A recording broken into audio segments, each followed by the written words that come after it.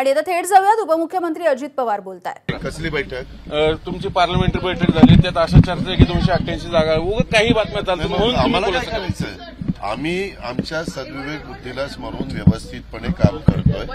आम्हाला युती टिकवायची आहे, आम्ही त्या पद्धतीनं आमचं काम चालू आहे। मग ते बैठकीत काय? हो, पण बैठकीत प्रत्येक गोष्ट काही तुम्हाला सांगितली पाहिजे असं काही नाही। आम्हाला जेवढ्या गोष्टी प्रेस कॉन्फरन्स घेऊन सांगायच्या तेवढं आम्ही सांगतो आणि ते आमचं कर्तव्य आहे। परंतु ज्या गोष्टी आम्हाला प्रेसला सांगून त्या फार सगळीकडं त्याच्या हे माहिती द्यायचं काही कारण नाही, कारण काही गोष्टी अशा असतात की त्या आमच्या अंतर्गत चर्चा असते। कर्जतवरनं पुन्हा बारामतीवरनं नेमकं काय झालं महाराष्ट्राला कळू दे। हे कोणी सांगितलं?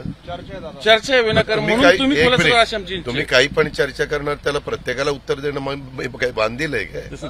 मग बारामती फायनल ना दादा बारामती थांबणार का दादा? तर पुण्यामध्ये आज अजित पवार यांच्या पक्षाची बैठक आयोजित करण्यात आलेली आहे आणि त्या दरम्यान आता अजित पवार हे सध्या उपस्थित आहेत।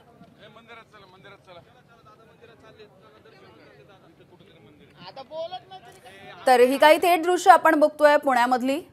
पुण्यामध्ये आज अजित पवार यांच्या पक्षाची बैठक आयोजित करण्यात आलेली आहे। सगळे महत्त्वाचे राष्ट्रवादी अजित पवार गटाचे नेते या बैठकीसाठी हजर असतील आणि त्याआधी अजितदादा बोलत होते। एबीपी माझा, उघडा डोळे बघा नीट।